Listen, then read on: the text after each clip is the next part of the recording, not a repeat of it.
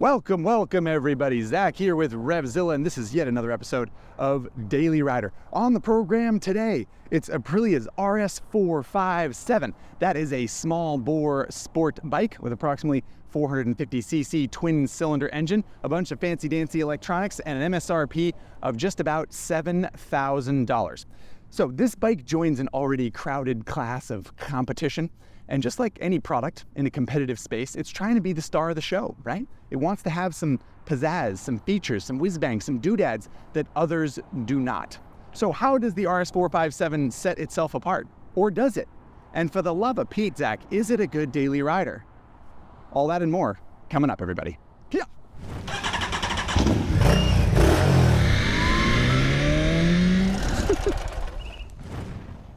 Okie doke, everybody. Before we get going with this episode, just a friendly reminder that Daily Rider is brought to you by RevZilla. RevZilla is an e-commerce platform. That means it's not just the YouTube channel that you're watching, but also a place you can go and buy stuff for motorcycles specifically, and people who love them.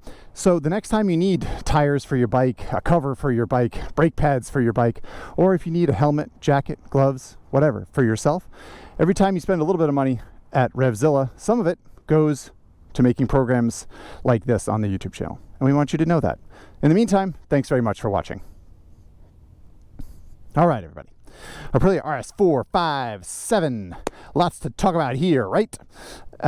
This engine, I said, is approximately 450 cc's, which is true. It is 457 cc's according to the spec sheet. RS457 does denote the exact displacement of this 270 crank parallel twin engine, which Aprilia is quick to point out is a stressed member of this chassis.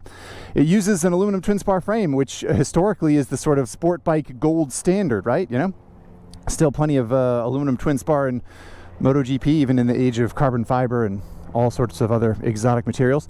And I suppose that's a decent call out for the competition, shot across the bow to some extent. For the most part, the architecture is largely what you'd expect otherwise. So there's a steel tube trellis subframe there, pretty standard swing arm. It's got this low exit exhaust and other hardware. You got a 320 mil front brake rotor with bi-bree caliper. It's a very similar setup to the KTM 390 Duke that we rode on the program recently.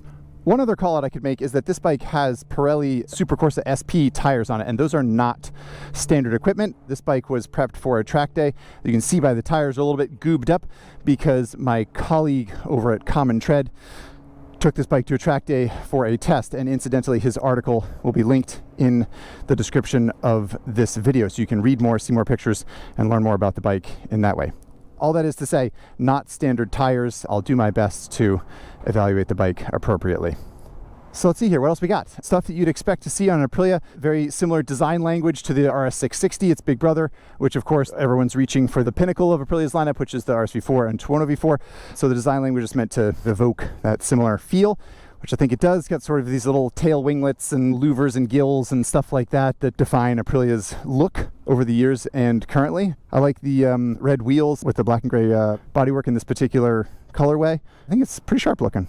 Also on the topic of style, it has this sort of, it's difficult to see in certain light, but the paint, it's got this kind of gossamer sheen to it where it, if it catches the light just right, it kind of turns a sparkly green a little bit. It's cool. What else we got here? I don't know. We got wheels, we got mirrors, we got a seat, LED lighting, this TFT dash here, which I believe is a 5-inch TFT dash, maybe? I'm not sure. I don't remember. But it sure is a dash. With that, let's fire this sucker up and listen to it. Vroom. Yeah, sounds kind of cool, right? Sounds like a little V-twin. That's that 270-degree firing order in the parallel twin, a la so many other bikes these days. I've explained it so many times, but it makes for a little bit more baritone, throaty kind of growl when compared to a classic 180 parallel twin like your Ninja 500, Ninja 650, Ninja 400, MT-03, R3, etc. It's hot as beans in this parking lot.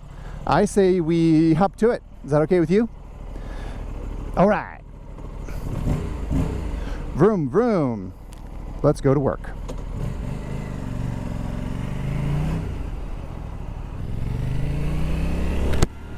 Ah. All right, everybody, we're rolling. Let's talk about specs, shall we? The Aprilia RS457 has a 3.4 gallon fuel tank, I do believe, and when full on the daily rider scales weighed in at 386 pounds, which I think is right on the money of what Aprilia claimed. That 457cc parallel twin makes 47 horsepower, I think, 47 point something. As usual, those specs are listed in the description. And the seat height is 31.5 inches, I believe. So, for a little bit of context, all those specs are, I think, slightly more aggressive than others in the class. Not necessarily all told, but if you take a Ninja 500, for example, from Kawasaki, which is a standard bearer in the class, I would say, the Aprilia 457 has a smaller fuel tank. It has a little bit more aggressive riding position, which we'll talk about, and it weighs a little bit more than the Ninja. It also has a shorter wheelbase. This is a little bit more aggressive in general, and that's definitely kind of how it feels to sit on. It feels short and nimble and agile. The handlebar feels really wide. The seat is not crazy tall by any means, but it's purposeful. It feels like you're sitting on a real sport bike. And I assume that's all very intentional. I know that Aprilia was sort of aiming for the ergonomic equivalent of somewhere in between KTM's RC390, which is historically quite aggressive, and the sort of, like I said, standard bearer of the class, in my opinion anyway, which is the Ninja 400 or 500. And I think, yeah, it feels like that. To put a more subjective twist on it, I think it feels appropriately sporty, you know? It doesn't feel like it's going to torture you if you try and ride it all day, but comfort was not the first thing on the designer's minds, and I think that's fair for a little sport bike. Merging out onto the highway, we'll let this sucker eat here. Yeah, pretty decent roll-on power. It's fun. Third and fourth gear are my favorite. We'll talk a little bit more about that later, hopefully. It's not an arm-stretchingly fast motorbike, that's for sure. This guy on the wobbly Davidson go by. But it's good, though. It's got a nice pull of power, and certainly plenty of oomph for this kind of travel. You know, if you want to go down the highway at 70, 80 miles an hour, whatever, it's fine. One thing about Aprilia's claims that the engine is a stressed member of the chassis is that the foot pegs bolt basically to the back of the engine, as does the swing arm. This is not an uncommon practice for sport bikes, but from a comfort standpoint, it can be not good because whenever you bolt foot pegs directly to an engine, you're more likely to get vibrations from said engine. At sort of like low to medium speed, the vibes are pretty noticeable in the foot pegs. One thing I'll say in defense of the RS457 is that by the time I'm going highway speeds, 70 or 80, it doesn't really seem like it gets a lot worse. And I think that's a good thing. It's certainly a lot more comfortable at 55 to 65 miles an hour, as many small bikes are when the engine just isn't revving quite as high. But it's not as bad as I was sort of worried it would be, considering the design of the bike.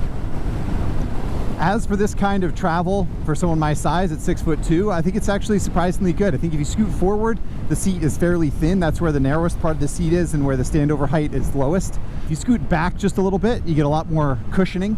Like I said, it's sporty, but I don't think the seat to peg distance is crazy. In general, totally acceptable bike to take on a day ride. If you do want to take this sucker on a day ride, I think you'll find that range is sort of good, not great. 3.4 gallon gas tank, as I said, is less gas than you get to hold in a Ninja 500 or CF Moto 450, for example. You know, you're going to be pretty efficient with an engine this size. I will tell you that I failed, I tell you, to get you an accurate fuel consumption number. I can't quite say, but I do think that you'll see figures that are very, very good. And I think that 150 miles out of a tank is, I think that's probably pretty reasonable to expect. And that's not bad for this class of bike, I'd say. Another little anecdote I can give you is that when my buddy Dustin over at Common Tread took this thing to a track day, those couple tanks of gas that he burned through, the bike was showing an estimate on the dash anyway of 45 miles per gallon. And if that included part of a track day in that calculation, that's pretty good, because fuel mileage on a racetrack is always really bad when you're revving the bike up. One quick thing I can mention while we're stuck in this traffic is I have heard a couple of complaints about heat wafting onto the rider on this bike. That's not something I noticed. I've been riding it around in very, very warm conditions here in Los Angeles, And I feel like heat management's fine. I feel it on my ankles a little bit sometimes, but in general, I think it's okay. Not something that's usually a problem on small bikes, though I have seen a couple complaints about it, so I figured I'd weigh in. Free of the traffic, finally. The mirrors on the RS457 are nothing special. I think they're fairly smooth, considering you get a fair amount of vibes from the grips and pegs. They're acceptable without being noteworthy, I would say. Get a little bit too much of a view of my lower arm, if you ask me, but it's a sport bike. You gotta cut it some slack, right? Hard braking zone down toward the neighborhood section of the route. And we're away.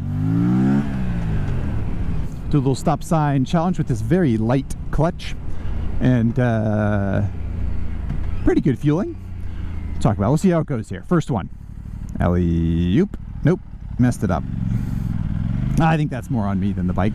It's certainly very direct little machine. Like I said, short wheelbase, not very much weight. Sub 400 pound with a full tank is pretty good. And yeah, the feel of all the controls is decent, I would say. I don't know if you remember on the KTM 390 Duke ride we did recently, I was really raving about how the throttle pickup was so gentle and so nice. And I think this RS457 is a close second, I would say. There we go. There's a nice foot to stop. Yeah. I am in eco mode, of course. I'm gonna hit this button over here and switch it over into sport, just so I can talk a little more about throttle response. In the mode in which most people will probably ride this bike, because I don't think most people are dweebuses like me and ride around in eco mode. So here we go. Ooh, another nice one. Another nice one, everybody. The on-off throttle response is definitely a little bit more herky-jerky in sport. You know, that's kind of like what Aprilia is trying to give you in sport, is that sort of like snap on the bottom. I think it's worse for riding around town. I think eco is better, and you know, you don't give up a whole lot of horsepower or performance, if I'm being honest. That's 3 very juicy stops in a row, everybody. My confidence is peaking. I think it's kind of silly that the bike has ride modes to begin with. Like, just make one mode that's perfect, that has nice, even throttle pickup. But everybody wants options these days, right? I'm gonna go back to sport. All right, well, we get a green light here. Oh, there it is right now. We're gonna tell you why third gear is my favorite, because when you go to second gear and accelerate like this, open the throttle, 5,000–6,000 RPM, totally falls on its face. And then it picks up at, yeah, 7,000, something like that. It comes to life again, and I find that so frustrating. I don't think it's a noise emissions thing, because it's not a particularly noisy bike. It's hard to imagine it's a fuel emissions thing or a particulate emission, because it's such a small engine to begin with. It could be that this bike has not had its 600-mile service, so it's like a break-in thing, but I don't think that that's true. I'm not sure exactly what that gremlin is, but I often go from first to third gear when I leave a stop sign, just because I hate falling in that hole at between 5,000 and 7,000 RPM in second gear. It just goes, ugh. It's a surprising bummer, especially from a bike like this. In general, round town manners for this bike, I give a pretty high score. The seat is a little high for shorter riders, perhaps, and I think that's just about the only complaint that I have. Fueling's decent, especially in eco mode there. Clutch is nice and light. The bike is light. It's direct. Everything works well, and it's not too loud or anything, which I think is nice. All right, let's experiment with the second gear thing again. Ready? We got wide open. There it goes.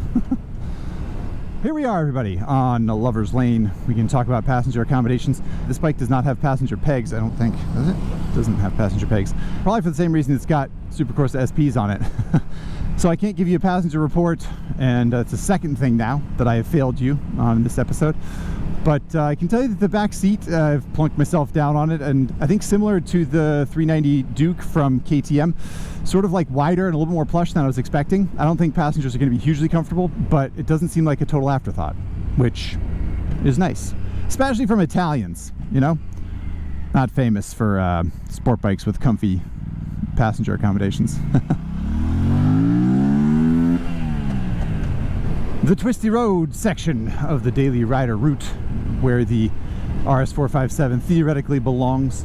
And I have to say, it fits the part. It's direct and communicative, and it's light. It wants to turn, feels good in the middle of a corner, feels good entering a corner, and the engine makes a sweet sound when you fire out of a corner. It's fun. It's a really fun bike for this kind of thing. The suspension does not have any damping adjustment. I believe you can do preload in the front and rear, maybe? Is that right? Yeah. So you can fiddle around with that a little bit, and I think you might want to do that because it is fairly stiff out of the box, or, you know, it can be made to be pretty stiff, and I think that that's pretty intentional from Aprilia. The designers have said that it's on the stiff side, and it should be, right? It's a sport bike. They're not trying to make it plush. I appreciate when small sport bikes especially are comfortable for any kind of travel or daily riding routine, but I'm not gonna point a nasty finger at a company for making a sport bike that's stiff. That's great. All day long, do that, please. That's where the RS457 falls. It's definitely a little bit more aggressive, like I said in the beginning, than some of the competition, and I think that's appropriate. While we're at it, I can give another quick shout out to the article linked in the description of this video by my colleague Dustin at Common Tread, who took this sucker to a track day, and his evaluation is there. It is track focused. If that's what you want, you can read his piece and hopefully get the information you need.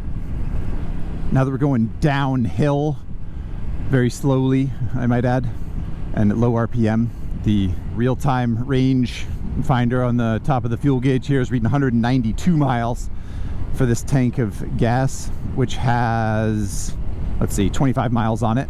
I'd be over 200 miles. I'd be really surprised. It was showing more like 160, 170 earlier in the ride, I believe, and that is more realistic top end, I think. Okay, down out of the twisty road section and on to surface streets. Here we go. And here's third gear. Now you see third gear pulls up past 6,000 or 7,000. It pulls really nicely. This is a red light we practically always catch, and it gives us an opportunity to talk about brakes. I'm just going to jump on the brakes here. And ABS kicked in pretty severely because it's reading front and rear wheel speeds, which fair enough. I think the brakes are good. I think that mechanically, I believe it's braided lines. It has a pretty big single disc on there, and it's not a terribly heavy bike, so I think in general the hardware is okay. It seems like the pads are a little soft, or just they're not aggressive. You know, if you're an advanced rider and you want to go to a track day or something like that, I bet you'd appreciate putting in more aggressive brake pads, which ultimately is a pretty easy fix, so I'm gonna be too sad about that. All right, let's try to talk about the dash. The layout is pretty good in general. It's dusty and dirty here. Let me see if I can clean it off a little bit. And if you use this four-way pad here, you can go over to the right where you can see trip meters. You can see some bike info here, such as coolant temp, battery voltage, service, stuff like that. This is sort of a track layout that has lap timer at the bottom, and you can go back to the street layout that has coolant temp, time, and fuel gauge on there. Green light. We'll have to go back to the dash. So this is the part of the ride where we talk about whether or not you'd buy this bike just for the engine. And I think it's an interesting conversation with the Aprilia RS457 because it is a charismatic engine. It is a good engine. I like the way it sounds and kind of feels a little bit better than, say, Kawasaki Ninja 400 or 500. But it does have that hole in second gear. I don't know what the deal is with that. More research is needed. I'm sorry I didn't have an answer for you while we are recording. Does it feel like it's way, way better than, say, the CF Moto 450 SS or 450 SR, depending where you live in the world? That CF Moto engine? Not really. No, I don't think so. And, you know, if you have very strong feelings about democracy versus communism, and you'd rather buy an engine made in India than in China, okay, I'm not going to really go down that road. But I don't think this engine is as much of a standout as maybe people wanted it to be compared to other bikes in the class. I do prefer the character to the classic Ninja 180 crank, Ninja 400, 500 thing. I'm not sure that that's really the reason to buy this bike. I think the equipment and the chassis might be more of a reason. All right, maybe we can finish this dash conversation. If you hold down this right paddle here, you go into a menu where you can adjust some things. It's fairly simple. You can also, the up-down paddles, whilst you are riding, you can adjust traction control, 3 different modes. And then if you hold down on this button, it will disable traction control. It's pretty intuitive and pretty easy to read, and it's not hugely interesting, but works well. And of course, you know, the full color thing is becoming more and more common on small bikes, and if nothing else, it feels premium, I have to say.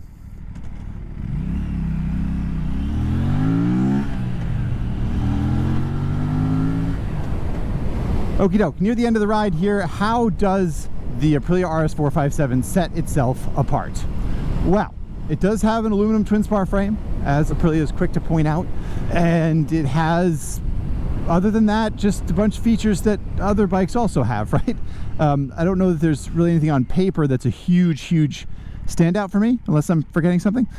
I think the way that it differentiates itself really is the sort of style and the pedigree, and the fact that it's designed by an Italian company that has a lot of ground to stand on when it comes to sporting motorcycles. I'll take a quick moment to point out the 54 world title sticker on the tank of this Aprilia.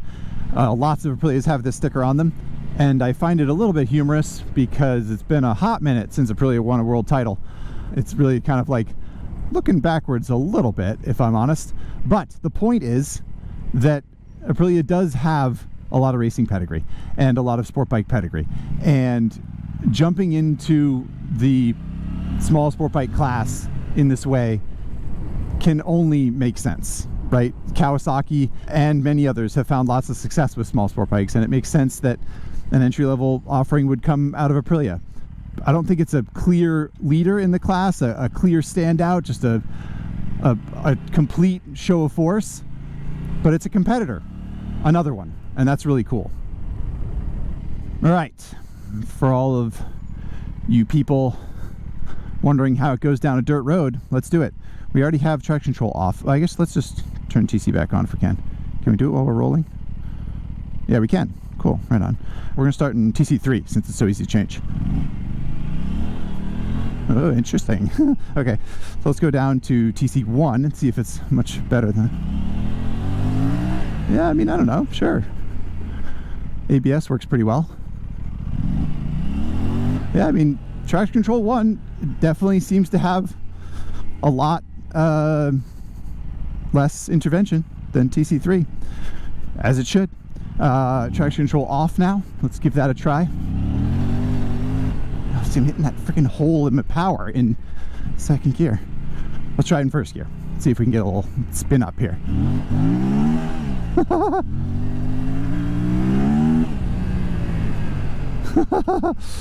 Pretty fun. Pretty fun. Wouldn't even spin tire when it hits that little dip in power in second gear though. That's surprising for me. All right, back on to the black stuff, getting away from the cruiser guy, and we'll see if the sucker can do a wheelie, shall we? I'm thinking it can. Let's try second gear. Much maligned second gear. Ugh. Okay, let's rev it up to 7,000. Nope, not happening. Can't get a second gear wheelie. So we'll try first gear, just for the heck of it. There we go. Just fall into that pocket of... I've done enough harping on that. It'll do a wheelie, if you really try. So in addition to traction control settings, there's ABS settings. You can hold down the ride mode button, and rear ABS is disabled, which is sort of a sport ABS, if you will. And what that allows, so I'm just going to do a quick brake test here on the edge of this lane. Now I can pick up the back wheel, do a little endo, because the ABS is not reading both, or doesn't care about the rear wheel speed. And that, of course, means that you can back it in a little bit. Let's see if we can do it even with these sticky tires on here. Juicy! An excellent sport option for a bike like this, to be able to back it in. Going down to first gear. Yeah. I left a big line there. We've actually got some parking spaces to do some U-turns, or one U-turn anyway. Let's see here. I'm going to give myself 2 parking spaces between this one and that one. I think this bike can do it. I think it's agile, it's short, it's small. I'm going to go along this line here. We're going to go full lock left, crunching my thumb between the tank and the... Just made it. 2 parking spaces. Woo! Thanks for riding along for another daily rider. And, you know, honestly, I think I started this daily ride with thinking I was going to say worse things about it. I told you all the complaints I have. I had more fun than I was expecting. Let's listen to it one more time.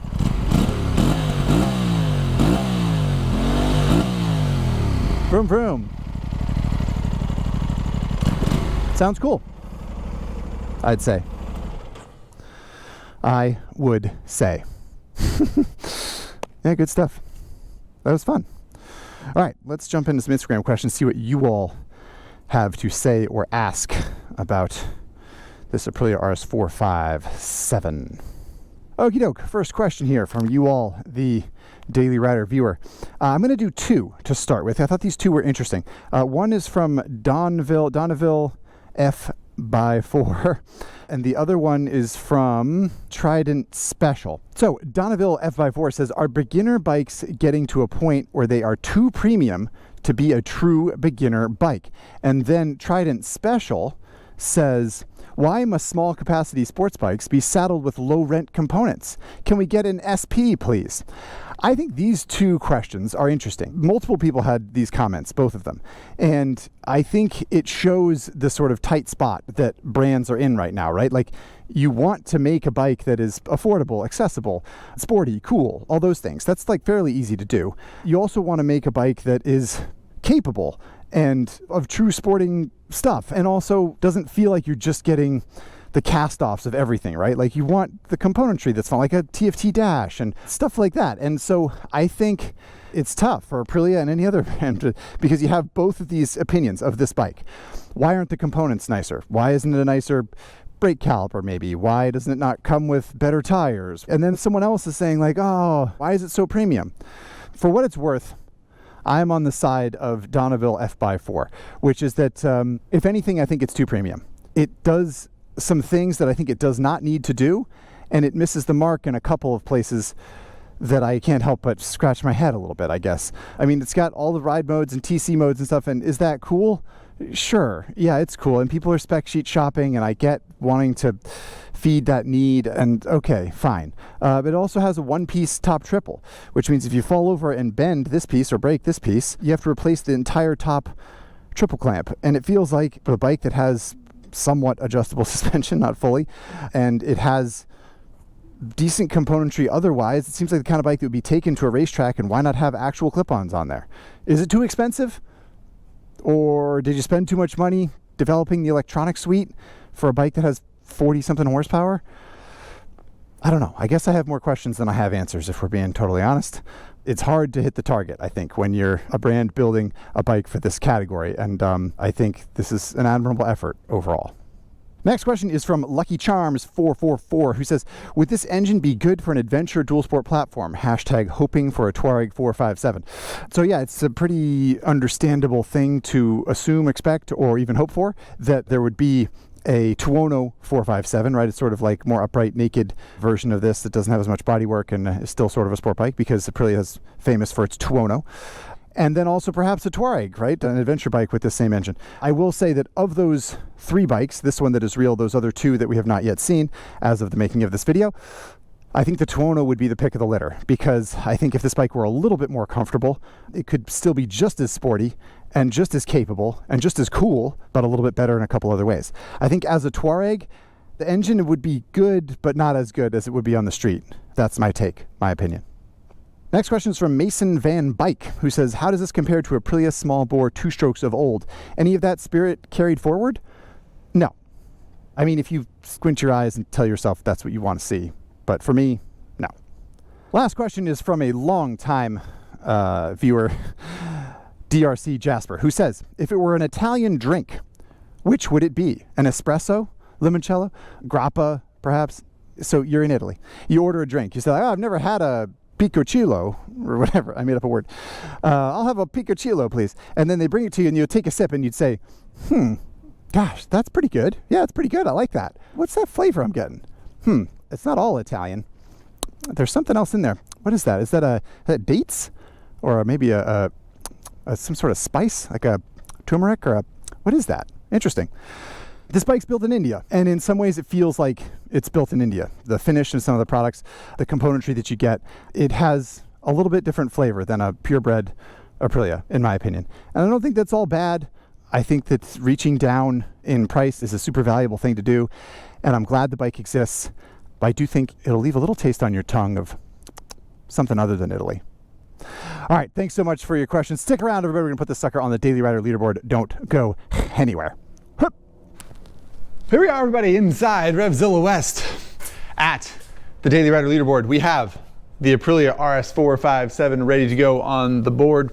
As a friendly reminder of the podium and top positions, we've got a BMW R1300 GS at the top, followed by KTM 890 SMT, KTM 1390 Super Duke, Moto Guzzi V100 Mandello, and BMW M1000R. Those are all some pretty fancy dancy European motorcycles, come to think of it. The RS457 is not going to knock off any of the top 3, 5, 8 bikes on the leaderboard. These bikes are all just too sophisticated, too fast, too capable, too much for the old RS457. Where will it land then on the leaderboard? You got your Kawasaki Ninja 500 SE right here. Quite a good bike, as we discussed in the review, and I think ultimately better than the RS457. Now you might be thinking, come on, Zach, how can you say that? The Aprilia is so fancy, it's got all these options and does all these things. I just think the pedigree, the history, the aftermarket, the reputation, all the stuff that the Kawasaki Ninja 500 SE has in its past and carries forward are really, really valuable, and it's just a great daily rider. It's more comfortable than most bikes in its class. The SE has that tall windshield. It's too good. It's too good. Sorry, Aprilia. The most obvious comparison here would be the KTM 390 Duke, I think, because similar in price. It's a little cheaper than the RS457, though it's pretty comparable, I think, once you upgrade to the quick shifter maybe, which this Aprilia did not have. It's in the same ballpark for horsepower, for capability, for options. It's of course a naked bike. I like the Aprilia engine better. I'm sad about that hole in second gear. I don't know what the deal is with that. I hope it's fixable or a non-issue for you or something. In general, I really like the twin cylinder engine on the Aprilia more than the single on the 390 Duke. But taken overall, I don't know that the Duke really gives up enough capability to the RS457. If you said, Zach, you're going to a track day, which bike do you want? I would take the RS. Maybe predictably, I would take the little sport bike. But I do think the 390 Duke would probably be pretty good at a track day, as long as the track's not too big. I think it's maybe a little bit more comfortable, a little bit more reasonable. I think it's got a taller seat height. Gosh, this is so hard. Can you tell that I'm stalling and struggling a little bit? I think that I'm going to pick up the magnet so that I make a decision. What it comes down to is this sort of pizzazz and energy and the feeling that I just want to ride it more. I just want more. And the bike that has that more is the Aprilia. This is a dead heat, honestly. I'm putting the Aprilia over this. You can accuse me of recency bias if you want to. Yeah, it has a little bit more crackle to it than the 390 Duke. But again, it's so close. So that's where the Aprilia RS457 lands. It's on the Daily Rider leaderboard. Thanks for sticking around for yet another ride. Hope you had fun. Please ride safe. See you next time, everybody. Well, it is a hot day and there's lots of traffic, and that is no fun. But I'm pretty glad I'm not in a car. I'll say that. That would be much worse.